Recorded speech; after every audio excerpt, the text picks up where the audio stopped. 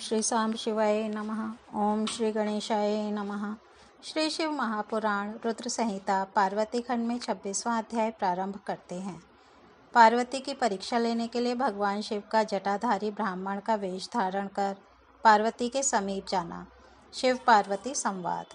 ब्रह्मा जी बोले, हे नारद, उन मुनियों के अपने अपने लोक चले जाने पर जगत सृष्टा प्रभु शिव ने स्वयं पार्वती के तप की परीक्षा लेने की इच्छा की।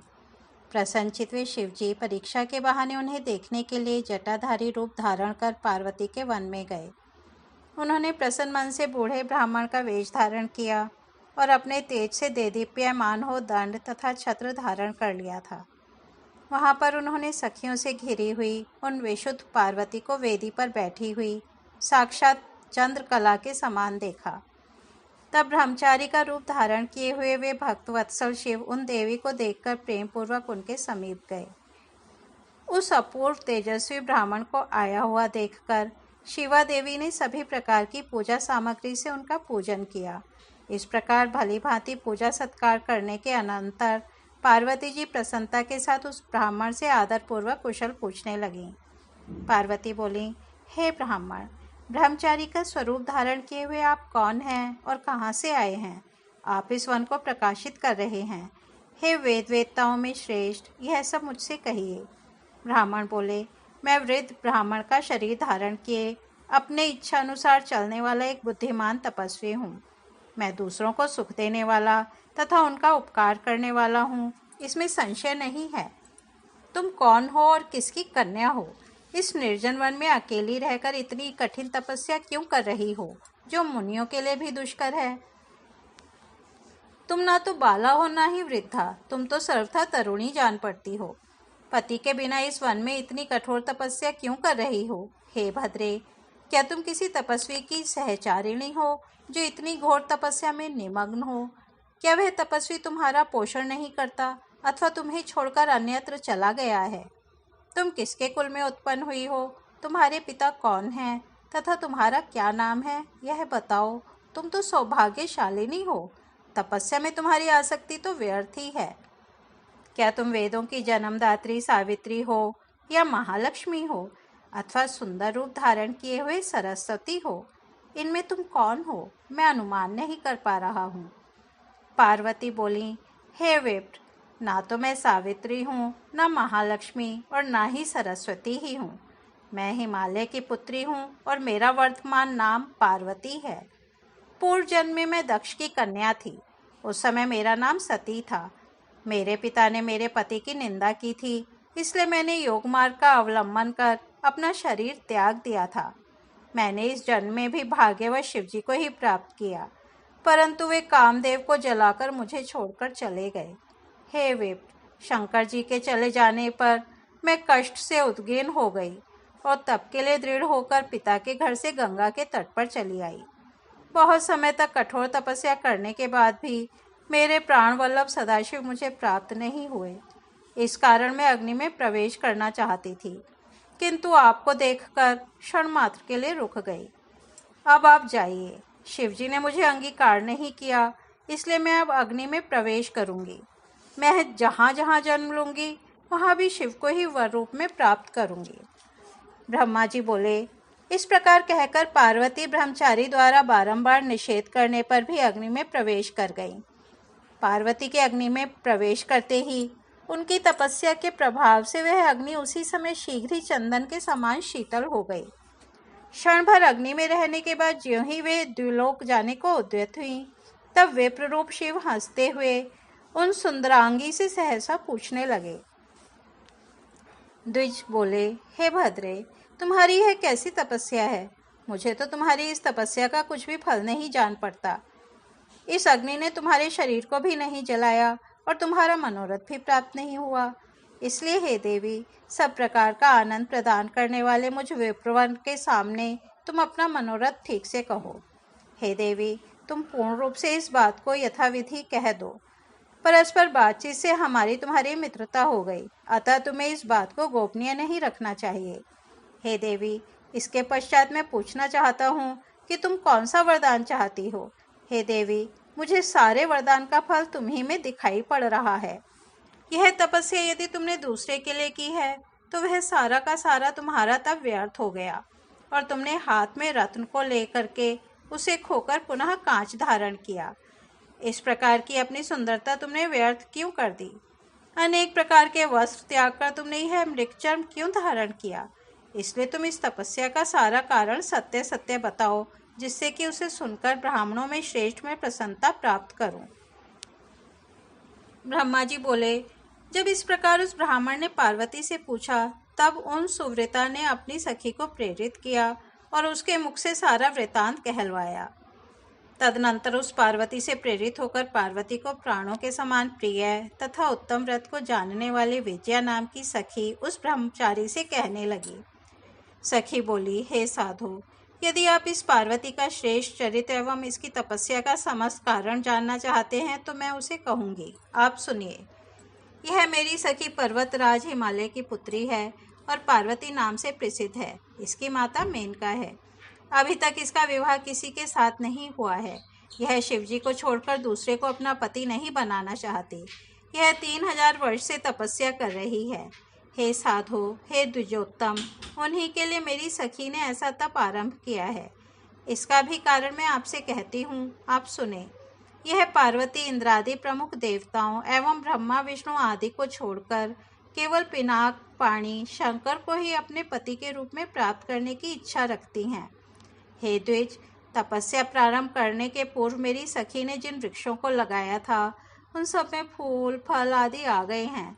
अतः प्रतीत होता है कि मेरी सखी के मनोरथ पूर्ण होने का समय आ गया है। यह मेरी सखी नारद जी के उपदेशानुसार अपने रूप को सार्थक करने के लिए, अपने पिता के कुल को अलंकृत करने के लिए और कामदेव पर अनुग्रह करने के लिए महेश्वर के उद्देश्य से कठिन तप कर रही है। हे तापस, क्या इसका मनोरथ सफल नहीं होगा? हे द्विजश्रेष्ठ, आपने मेरी सखी के जिस मनोरथ को पूछा था उसे मैंने प्रीतिपूर्वक कह दिया। अब आप और क्या सुनना चाहते हैं? हे मुने, विजय की इस यथार्थ बात को सुनकर वे जटाधारी रुद्र हंसते हुए यह वचन कहने लगे। जटिल बोले, सखी के द्वारा जो यह कहा गया है वह तो परिहास मालूम पड़ता है। यदि यह यथार्थ है तो देवी अपने मुख से कहें। ब्रह्मा जी बोले, इस प्रकार जब जटाधारी ब्राह्मण ने, तब पार्वती देवी अपने मुख से ही उन ब्राह्मण से कहने लगी। इस तरह श्री शिव महापुराण के अंतर्गत द्वितीय रुद्र संहिता के तृतीय पार्वती खंड में शिवा जटिल संवाद वर्णन नामक 26वां अध्याय पूर्ण हुआ। अब हम 27वां अध्याय प्रारंभ करते हैं।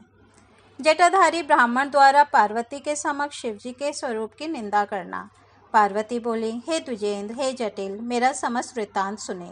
इस समय मेरी सखी ने जो कुछ भी कहा है वह सब सत्य है, कुछ भी झूठा नहीं है। मैंने मन, वचन एवं कर्म से शंकर जी का ही पतिभाव से वर्ण किया है। यह बात मैं सत्य कहती हूँ, असत्य नहीं। मैं जानती हूँ कि दुर्लभ वस्तु मुझे कैसे प्राप्त हो सकती है, फिर भी मन की उत्सुकतावश मैं इस समय तप कर रही हूँ। ब्रह्मा जी बोले, इस प्रकार उस ब्रह्मचारी से कहकर गिरिजा चुप हो गई। तब वे ब्राह्मण पार्वती की बात सुनकर कहने लगे। ब्राह्मण बोले, अभी तक मुझे यह बड़ी इच्छा थी कि यह देवी किस वस्तु को प्राप्त करने के लिए अत्यंत कठिन तप कर रही हैं। हे देवी, तुम्हारे मुख कमल से यह सारी बातें सुनकर और उसे जानकर अब मैं यहाँ से जाना चाहता हूँ। अब तुम जैसा चाहती हो वैसा ही करो। यदि तुम मुझसे इन बातों को न कहती तो मित्रता व्यर्थ हो जाती। कार्य तो होनहार के अनुसार होता है, इसलिए सुखपूर्वक उसे कहना चाहिए।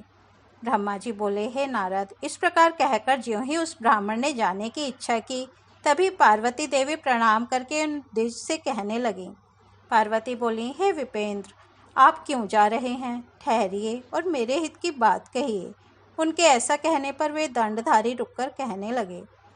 ब्राह्मण बोले, हे देवी, यदि तुम सुनने की इच्छा करती हो और भक्तिपूर्वक मुझे रोकती हो तो मैं तुमसे वह सब तत्व कहता हूँ जिससे उनके विषय में तुम्हें भली भांति जानकारी हो जाएगी। मैं गुरु प्रसाद से महादेव को अच्छी तरह से जानता हूँ। जो बात सत्य है उसको कह रहा हूँ, तुम सावधान होकर सुनो। महादेव बैल की सवारी करते हैं, भस्म पोते रहते हैं, जटा धारण किए रहते हैं, व्याघ्र चर्म धारण करते हैं और हाथी का चमड़ा ओढ़ते हैं। वे कपाल धारण करते हैं तथा संपूर्ण शरीर में सांप लपेटे रहते हैं। वे विष पीने वाले, अभक्ष्य का भक्षण करने वाले, विरूपाक्ष और महाभयंकर हैं।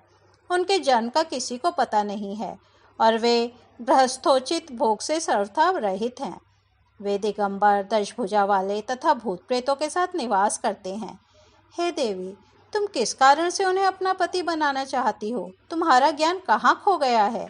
इसे विचार कर मुझसे इस समय कहो। मैंने पूर्व समय में भी उनका भयंकर चरित्र सुना है। यदि तुम्हें उसे सुनने की इच्छा हो तो मैं कह रहा हूँ, उसे सुनो। पहले दक्ष कन्या साध्वी सती ने वृषभ वाहन शिव का वरण किया था। उसके साथ उन्होंने जैसा व्यवहार किया वह बात तुमने भी सुनी होगी। दक्ष ने स्वयं अपनी कन्या को इसलिए नहीं बुलाया कि वह कपाली की पत्नी है और यज्ञ में शिवजी को भाग भी नहीं दिया। इस अपमान से अत्यंत क्रुद्ध हुई सती ने अपने प्रिय प्राण त्याग दिए और उसने शंकर जी को भी छोड़ दिया। तुम सभी स्त्रियों में रत्न हो और तुम्हारे पिता भी पर्वतों के राजा है। फिर उग्र तपस्या के द्वारा तुम इस प्रकार के पति को क्यों प्राप्त करना चाहती हो? तुम स्वर्ण की मुद्रा देकर कांच क्यों ग्रहण करना चाहती हो और सुंदर चंदन को छोड़कर कीचड़ लगाने की इच्छा क्यों कर रही हो? सूर्य का तेज छोड़कर तुम जुगनू का प्रकाश क्यों चाहती हो और रेशमी वस्त्र को त्याग कर चमड़ा क्यों पहनना चाहती हो? घर में रहना छोड़कर वन में रहना चाहती हो और हे देवेशी, उत्तम खजाने को छोड़कर लोहे की इच्छा करती हो। जो तुम इंद्र आदि लोकपालों को छोड़कर शिव में अनुरक्त हुई हो, यह तो उचित नहीं है और यह लोक के सर्वथा विरुद्ध दिखाई देता है। कहाँ तुम कमल के समान विशाल नेत्र वाली हो और कहाँ वे भयंकर 3 नेत्र वाले हैं। तुम चंद्रमा के समान मुख वाली हो तथा वे शिव 5 मुख वाले कहे गए हैं। तुम्हारे सिर पर सर्पिणी के समान वेणी सुशोभित है और शिव का जटाजूट तो प्रसिद्ध ही है। तुम्हारे शरीर में चंदन का लेप और शिव के शरीर में चिता का भस्म लगा रहता है। कहाँ तुम्हारा दुकोल और कहाँ शंकर का गज चर्म, कहाँ तुम्हारे दिव्य आभूषण और कहाँ शंकर के सर्प, कहाँ सभी देवता तुम्हारे सेवक तथा कहाँ भूतों तथा बलि को प्रिय समझने वाला वह शिव, कहाँ तुम्हें सुख देने वाला मृदंग वाद्य और कहाँ डमरू, कहाँ तुम्हारी भेरी की ध्वनि और कहाँ उनका अशुभदायक श्रृंगी का शब्द, कहाँ तुम्हारा ढक्का नामक बाजे का शब्द और उनका अशुभ गले का शब्द। तुम्हारा रूप उत्तम है और शिव का रूप नहीं है। यदि उनके पास द्रव्य होता तो वे दिगंबर कैसे होते? उनका वाहन भी बैल है तथा उनके पास और कोई सामग्री भी नहीं है। स्त्रियों को सुख देने वाले जो गुण वरों में बताए गए हैं, उनमें से एक भी गुण विरूपाक्ष शिव में नहीं कहा गया है। उन्होंने तुम्हारे अत्यंत प्रिय कामदेव को भी भस्म कर दिया। उस समय तुमने अपना अनादर भी देख लिया कि वे तुम्हें छोड़कर अन्यत्र चले गए। उनकी जाति का पता नहीं है, उसी प्रकार उनके ज्ञान तथा विद्या का भी पता नहीं। पिशाच ही उनके सहायक हैं और उनके गले में विष दिखाई पड़ता है। वे विशेष रूप से विरक्त हैं, इसलिए अकेले रहते हैं। अतः तुम शंकर के साथ अपना मन मत जोड़ो। कहाँ तुम्हारा हार और कहाँ उनकी मुंडमाला, कहाँ तुम्हारा दिव्य अंगराग और कहाँ उनके शरीर में चिता भस्म। हे देवी, तुम्हारा और शंकर का रूप आदि सब कुछ एक दूसरे के विपरीत है।